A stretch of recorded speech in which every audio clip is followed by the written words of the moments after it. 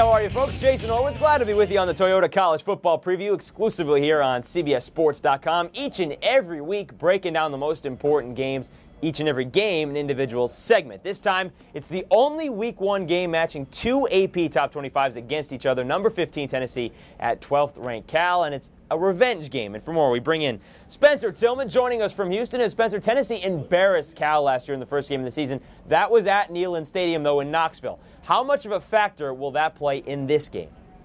Well, you know what? I don't think revenge is going to be that much of a factor. If you're looking for something to get motivated from, if you're Jeff Tedford and the Cal Bears, it's this. If you beat Tennessee coming out the chute, you're going to set up the mother of all Pac-10 contests, November 11th. Obviously, an undefeated USC team matching up against Cal that would be undefeated at that time. We would have 2 months to build that one up. Wouldn't that be special for college football? Well, you're assuming then that USC runs the table, beats Nebraska in Lincoln, but that's for another time. Let's get into this game, and let's start with Tennessee first. Eric Ainge this week jammed his pinky finger on his throwing hand. It could be a big deal because last season, you know, let's face it, Tennessee couldn't run the football. How does that play out Saturday night now that he has a new receiving core as well?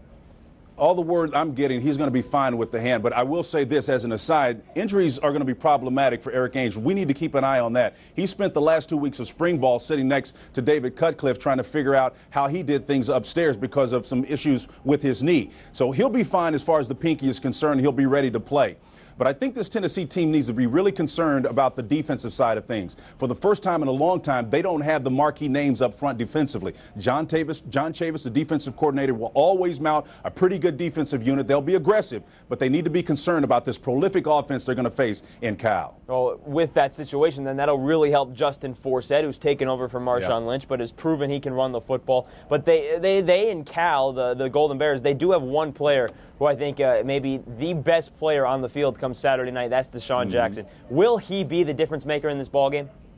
Well, he certainly will make an impact. You talk to his position coach, Dan Ferrigno. He believes he's the fastest player in all of college football. He certainly is an impact guy, a guy that can return punts, return kicks. He did 4 times last year for touchdowns. So he's an outstanding talent to be sure. But I think Nate Longshore, their quarterback, if he can stay healthy, he will be a big asset as well. Along with Jeff Tedford, working hand in hand, they have really elevated his game and his play. He's become more of a steward of this offensive system, but he's also a playmaker as well. He's got a big frame. He's 6'4", 235. If he can keep his weight down, he's going to be a great quarterback for a long time to come. And he's got that extra year of experience as well. All right, Spencer, it's the Saturday night game of the week. Take your winner. Well, you know what? I think Cal returns serve. I think that they're going to hold serve at their place and make it a 1-1 home and game series, and I think Tennessee will go back losers in the opener. Nice phrase there with the U.S. Open playing out here in New York. We appreciate that. All right, Spence, thanks a lot. We'll catch up with you a little bit later for more breakdown of college football. All right, Jason, thanks a lot, my man.